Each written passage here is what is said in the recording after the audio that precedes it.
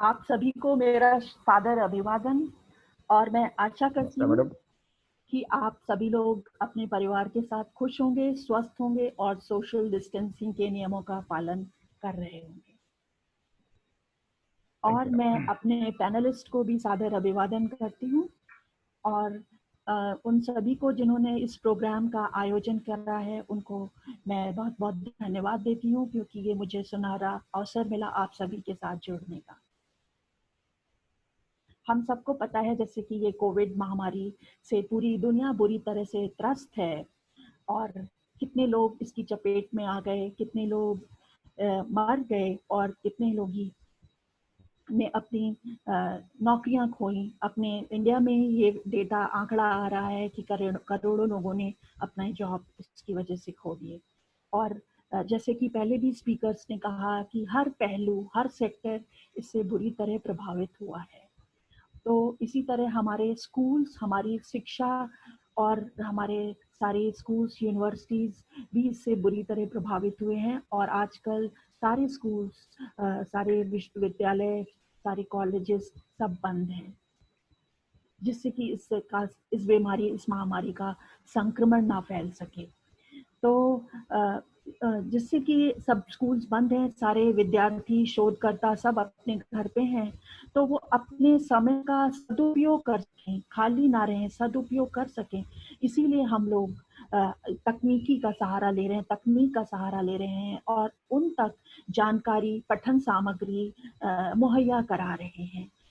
और जैसे कि आपने आजकल देखा होगा, ऑनलाइन क्लासेस बहुत कॉमन हो गई हैं और साथ में जैसे हम देख रहे हैं ये वेबिनार इतने कॉमन हो गए हैं कि रोज ही रोज कितने सारे वेबिनार हो रहे हैं।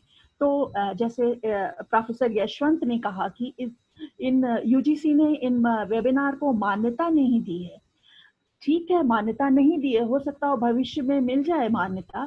पर दूसरा जो उसका बहुत अच्छा पहलू ये है कि उससे स्टूडेंट्स, शोधकर्ता कुछ ना कुछ सीख रहे हैं।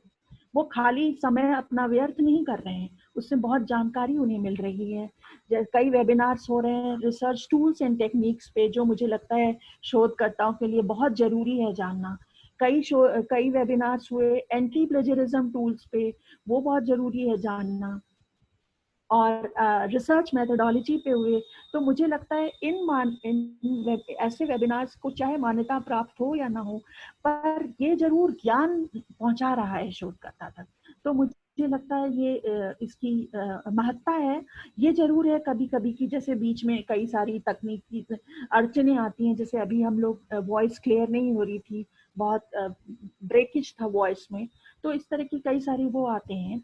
but फिर भी at least students are able to derive some benefits out of it. So I'll say that way these webinars and online classes have tremendous importance. Sir ने, प्रोफेसर यशवंत ने एक बहुत बड़ी बात पहले अपने उसमें बोला कि लाइब्रेरीज की इम्पोर्टेंस है as a place, and I do agree with it that libraries as physical spaces, libraries, physical libraries, they have tremendous importance. वहां पे क्या होता है, विद्यार्थी जाते हैं, शोधकर्ता जाते हैं। आप देखेंगे जैसे भी किसी लाइब्रेरी पे आप एंटर करें, आप न्यू अराइवल्स वहां पे देखते हैं। न्यू अराइवल्स आपको दिखाता है, बताता है कि आपकी उसमें, आपके क्षेत्र में क्या नई बुकें आई हैं लाइब्रेरी में, तो आपको उसके बारे में पता चलता है।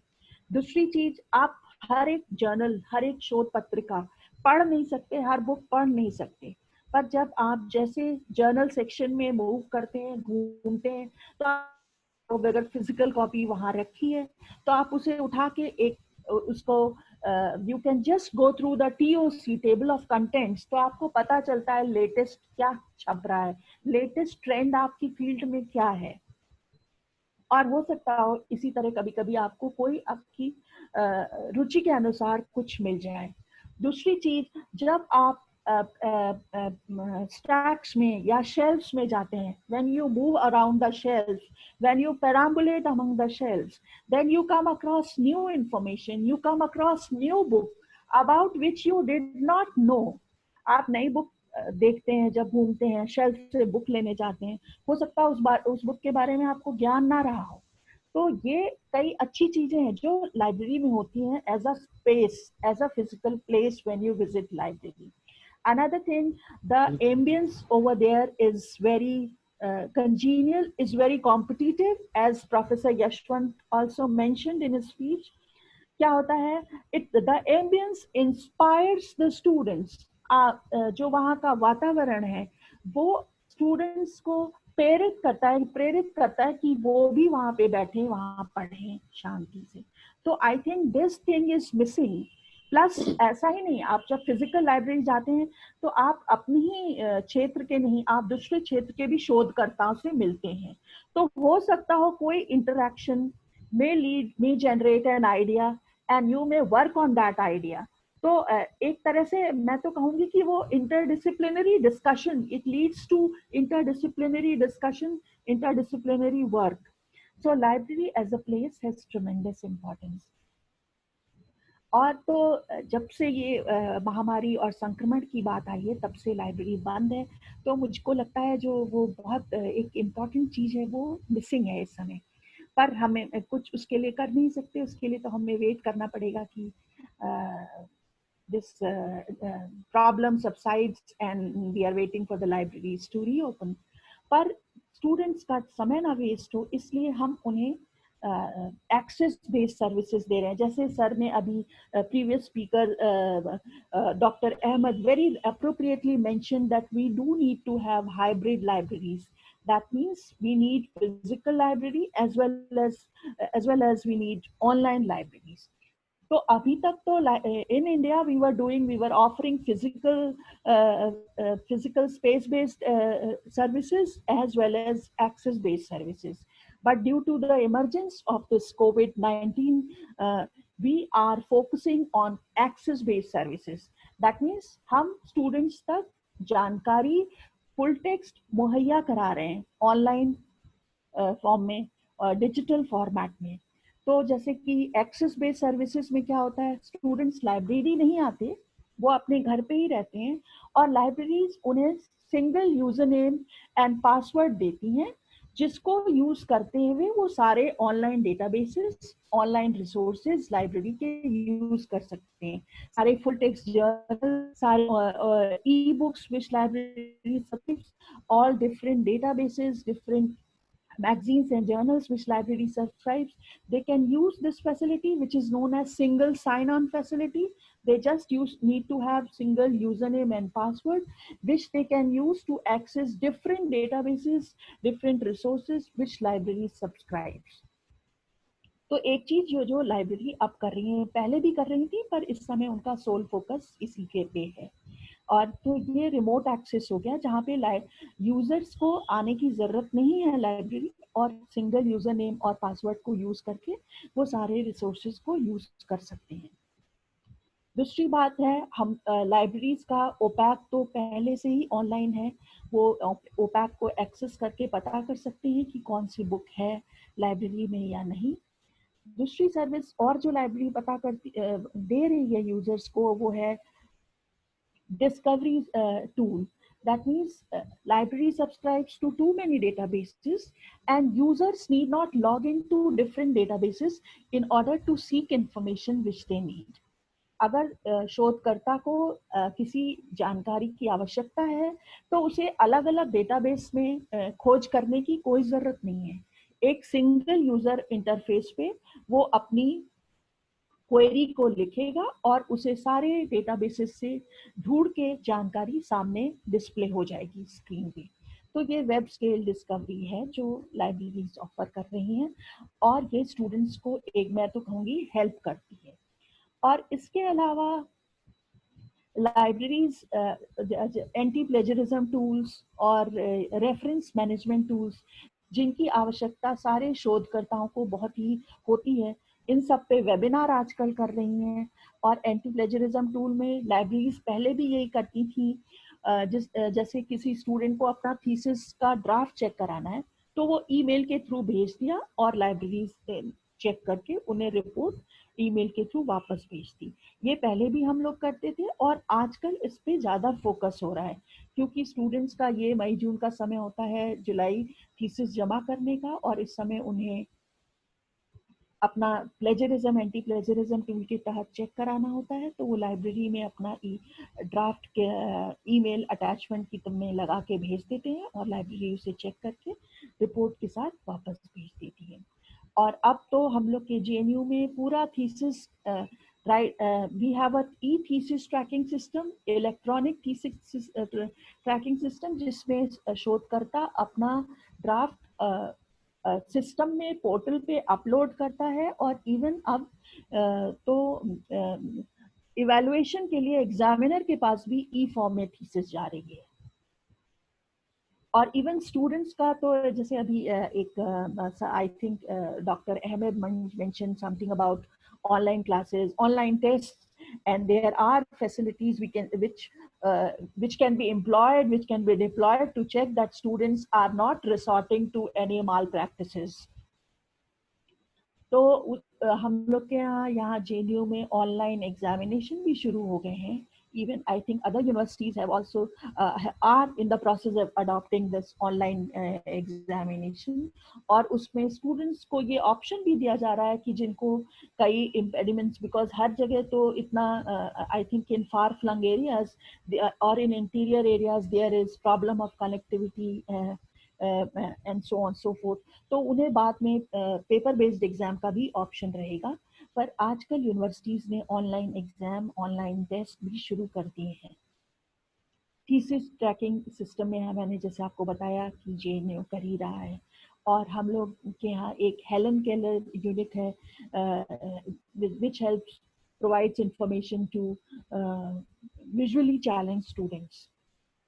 तो विजुअली चैलेंज स्टूडेंट्स को के लिए भी हम लोग ये करते हैं कि उन्हें पहले से ही हम लोग ने सॉफ्टवेयर दिए, लैपटॉप्स दिए हैं जिसमें स्पेशल सॉफ्टवेयर होते हैं जैसे कर्सवेल, जॉस। तो वो हेल्प करते हैं विजुअली चैलेंज स्टूडेंट्स को कि वो कैसे ऑनलाइन रिसोर्सेज को यूज़ करें और कैसे कंप्यूटर को भी कैसे एक्सेस करें। तो ये सारी फैसिलिटीज़ हम लोग दे रहे हैं स्टूडेंट्स को और ऐसे उन्हें हेल्प कर रहे हैं।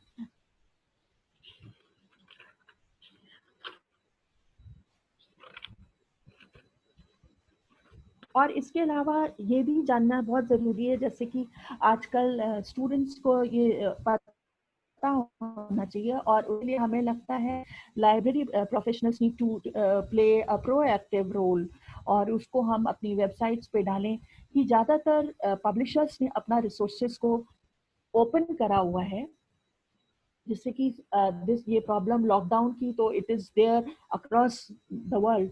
तो सारे पब्लिशर्स ने अपने ऑनलाइन रिसोर्सेज ओपन करे हुए हैं जिससे कि स्टूडेंट्स, रिसर्चर्स उन्हें यूज़ कर सकें। जैसे ऑक्सफोर्ड, कैम्ब्रिज, बहुत सारे पब्लिशर्स हैं, IEEE, इन्होंने सारे अपने रिसोर्सेज ओपन करे हैं कि रिसर्च स्कॉलर्स और स्टूडेंट्स यूज़ कर सकें।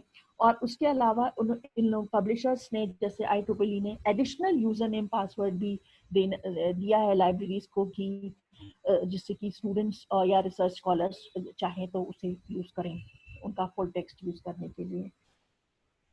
और उसके अलावा स्टूडेंट्स को और रिसर्चर्स को ये भी जानने की ज़रूरत है कि कई सारी जैसे कोर्सेरा है या फिर कई कोर्सेज MIT, स्टैनफोर्ड यूनिवर्सिटी के ये जो इवन सर्टिफिकेशन भी देते हैं और जो कि price based they are available against a price, they are available against a fee, वो आजकल फ्रीली मिल रहे हैं। तो ये स्टूडेंट्स को हो सकता हो ना पता हो, तो उसमें library professionals they have a tremendous role to play. They need to advocate, they need to disseminate कि ऐसे फ्री क्या मिल रहा है रिसोर्सेज जो कि अपने इस जो टाइम मिला है स्टूडेंट्स को, रिसर्चर्स को, वो कैसे यूज कर सकते हैं इन अ कंस्ट्रक्टिव मैनर। वो ये ना सोचें कि ये टाइम उनका वेस्ट हो रहा है, अपना they can use this time to upskill, to learn new things, to upskill, to upgrade themselves. तो उन्हें ये पता होना चाहिए। जैसे IEEE ने कई कोर्सेज, IEEE के I think there are 60 courses जिसमें कि उन्होंने बहुत सारे फ्री करे हैं। इसी तरह कोर्सेरा का, एडेक्स का बहुत सारे कोर्सेज फ्री हैं जो कि मुझे लगता है जैसे कई short term course research methodology पे या यूज ऑफ स्टैटिस्टिकल सॉफ्टवेयर पे जो कि स्टूडेंट्स या रिसर्च स्कॉलर सीख सकते हैं। और वो तभी वो करेंगे जब उन्हें इसके बारे में पता हो। तो कैसे पता हो? I think librarians, library professionals need to play an active role in disseminating such information कि ये वो यूज करें। और ये सब हम ऑनलाइन दे रहे हैं, पर फिर यही बात है, जैसे ऑनलाइन बुक्स भी बहुत सारी मिल रही हैं, पर हम लोग ने लाइब्रेरी में अपनी एक छोटा सा स्टडी करा और उसमें पाया कि जो स्टूडेंट्स को ज़रूरत होती है, जैसे उनकी 100% रिक्वायरमेंट में सिर्फ 57% is available in online format. तो जो स्टूडेंट्स को चाहिए वो सब ऑनलाइन फॉर्मेट में, कोई ज़रूरी नहीं है कि वो डिजिटल फॉर्मेट में उन्हें मिल जाए, but there are very many resources, they should know about it. जैसे कि ये फ्री कोर्सेज चला रहे हैं, पब्लिशर्स ने अपना कंटेंट खोल रखा है कि ये यूजर्स यूज कर सकें। और जैसे कभी कभी होता है कोई कोई जर्नल या कोई आप एक पर्टिकुलर लाइब्रेरी में नहीं है तो कैसे उसे करें? तो उस केस में या तो रिसर्चर्स अपने लाइब्रेरियन को लिख सकते हैं जहाँ पे वो रजिस्टर्ड हूँ कि दे नीड फुल टेक्स्ट, या अगर researchers, there are very many academic social sites like researchgate, academia.net.com।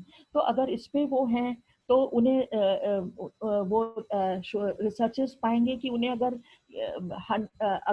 10 articles की जरूरत है तो out of 10 they will get 8 eight on any of these academic social networking sites। तो इसके लिए क्या होगा कि वो अपना अकाउंट बना सकते हैं। अच्छा, दूसरी चीज, अगर यूजर्स ने या रिसर्चर्स देखेंगे कि अगर वो मेडले पे हैं तो बिकॉज मेडले पे there are millions of users already registered on it, they save their publications on Mendeley. तो अगर आप मेडले पे हैं तो आपको अपने एरिया का बहुत कुछ फुल टेक्स्ट वहां पे मिल जाएगा, बहुत सारे डेटा सेट्स मिल जाएंगे। आप देखेंगे बहुत सारे रिसर्चर्स हैं मेंडले पे जो आपके एरिया, जिस एरिया में आप काम कर रहे हैं उसी एरिया में वो भी काम कर रहे हैं, तो आप उनके साथ कोलैबोरेट कर सकते हैं, उनके साथ प्रोजेक्ट कर सकते हैं, उनके साथ कोई पेपर कर सकते हैं। तो इस तरह की सुविधाएं अभी भी बहुत सारी आपको ऑनलाइन मतलब टेक्नोलॉजी को यूज करते हुए कैसी मिल जा रही हैं। And they are wonderful things which will help you in your research work. They will enhance the quality of your research work। तो इस सब के बारे में आपको पता रहना बहुत जरूरी है। दूसरी चीज, मैं सभी शोधकर्ता इसमें जरूर इसमें पार्टिसिपेंट्स में बहुत सारे रिसर्चर्स होंगे, तो मैं उन्हें यही बोलूंगी कि वो अपना अकाउंट क्रिएट कर लें रिसर्च गेट पे, मेंडले पे। मेंडले जैसे और भी हैं, जैसे एंड नोट बेसिक है, दूसरा रेफरेंस मैनेजमेंट टूल है। तो इसमें क्या होता है, आपको पता चलता है आपके एरियाज का कोई आपको आर्टिकल चाहिए वो आपको मिल जाएगा। या आप अगर if you are a researcher और क्या कहते हैं कि और you want to find out, you want to submit a manuscript, because आपको पता है ना यूजीसी नोटिफिकेशन के अनुसार आपको 2 पेयर रिव्यूड आर्टिकल्स होने चाहिए before you are awarded your PhD degree. तो आप अगर लिख रहे हैं और आपको ये जानना है कि किस जर्नल में आप सबमिट करें, तो उसके लिए एंड नोट है जो आपको मिलता है लाइब्रेरीज के थ्रू, उसमें रेफरेंस मैनेजमेंट टूल है। तो आपने कोई मैन्युस्क्रिप्ट लिखा और उसका एब्स्ट्रैक्ट उस मैन्युस्क्रिप्ट एंड नोट में डाल दिया, तो वो बता देगा आप किन किन पोटेंशियल जर्नल्स में अपना आर्टिकल भेज सकते हैं। वो सारा बता देगा, उसका क्या इम्पैक्ट फैक्टर है, उसका कौन सा रैंक है जर्नल्स के लिस्ट में। तो ये छोटी छोटी चीजें हैं जो सारे शोधकर्ताओं को पता होना चाहिए। और उसके लिए क्या है, उसके लिए मुझे लगता है लाइब्रेरी प्रोफेशनल्स को एक अहम भूमिका निभानी है इसमें। Further, I think as our respected panelist pointed out, Dr. Ahmed, ki ORCID is also very important. ORCID, yes. ORCID क्या है? ORCID stands for Open Researcher and Collaborator ID। तो ये हर एक स्टूडेंट को बना लेना चाहिए। और अब तो ज़्यादातर नेशनल और इंटरनेशनल जर्नल्स जब आप पेपर सबमिट करें उनके पोर्टल पे डालें तो वो ऑर्सिड आईडी जरूर वो करते हैं। तो ऑर्सिड आईडी से क्या होगा, आपका जितना as you grow as a researcher, you it will help, ORCID ID will help in profiling your research, in providing visibility to your research। तो ये कई सारी हैं चीज़ें जो हम लोग लाइब्रेरीज प्रोवाइड कर रही हैं। तो लाइब्रेरीज का बेसिकली काम क्या है? अवेयरनेस क्रिएट करना, सेंसिटाइज करना, रिसर्च में सपोर्ट करना। सो रिसर्च में हम कैसे, we cannot undertake research on your behalf, on researchers behalf. Of course we provide support system. हम सपोर्ट सिस्टम कैसे प्रोवाइड करते हैं? हम सेंसिटाइज करते हैं, उनको बताते हैं क्या ओपन रिसोर्सेज है, क्या डिफरेंट टूल्स एंड टेक्निक्स हैं जो हम यूज़ कर रहे हैं। हम लोग जैसे अपने यहाँ लाइब्रेरी में ऑथर वर्कशॉप जरूर करते हैं, जिसमें कि उन्हें बताया जाता है how to write a manuscript, how to get published, what are the different tools which you can use in your research work. तो ये सारी कुछ चीज़ें हैं जो हम लोग ऑनलाइन बताते हैं उनको, और ऑनलाइन रिसोर्सेज देते हैं। पर ऑनलाइन रिसोर्सेज जैसे कि ऑनलाइन पूरा टेक्नोलॉजी के कई सारे डाउन साइड्स भी हैं जो हमने अपने इसी वेबिनार में अभी देख लिए, और ये वास्तव में भी होता है कि जैसे मैंने बोला, हम लोग ने एक स्टडी करा जिसमें हमने पाया सब कुछ जो स्टूडेंट्स को ज़रूरत है वो नहीं मिलता 100%। तो उसके लिए उनको ऑफलाइन या प्रिंट बुक्स चाहिए ही होती हैं, वो अवेलेबल नहीं है ऑनलाइन। या कभी कभी technology, there is some problem in connectivity, तो student sitting out there in a remote और far flung area can not access resources online. तो ये कुछ सारी प्रॉब्लम्स भी हैं। तो अब हमें क्या करना है कि उसके लिए तो there is only one solution, that we cannot completely move to online. We have to depend on the combination of physical library as well as on digital library और e-resources। तो ये हम लोग कर रहे हैं। और आने में, जैसे अभी आने वाले समय, अभी तो लाइब्रेरीज बंद है, तो आने वाले समय में क्या होगा? अ, अब बात हो रही है न्यू नॉर्मल की, हम कैसे टैकल करेंगे कहीं, बिकॉज लाइब्रेरीज जब खुलेंगी, अभी तो we are focusing on online resources, we are extending online resources, we are extending online content to the users, we are conducting webinars for our users. पर जब लाइब्रेरी खुलेगी तो क्या होगा? उसके लिए ये गवर्नमेंट ऑफ इंडिया ने कई गाइडलाइंस ऑफर करी हैं कि हमें, ये ministry of health and family welfare ने कुछ ऑफिस गाइडलाइंस जारी करी हैं, guidelines on prevention measures to contain the spread of कोविड-19। मुझे लगता है वो लाइब्रेरीज में को भी उसका अनुसरण करना पड़ेगा कि हम सारे स्टाफ को एक साथ ना बुलाएं, स्टैगरिंग टाइमिंग अडॉप्ट करें। और क्या कहते हैं कि स्टूडेंट्स का भी एक साथ, अगर हमारे फॉर एग्जांपल अगर आप हमारी रीडिंग रूम्स में अभी तक 1000 बच्चे एक साथ एकोमोडेट होते थे, तो अब हमें 6 फीट की दूरी मेंटेन करते हुए जो गाइडलाइंस के अनुसार हमें 50% एक समय एट अ टाइम एकोमोडेट करना होगा। इस तरह के चेंजेस हमें लाने होंगे। Plus use of mask and gloves and library में। तो इस तरह की जो गाइडलाइंस हैं उनको फॉलो करते हुए हमें ये सारा चैलेंज देखना होगा और आगे अपनी सर्विसेज प्रोवाइड करनी होगी।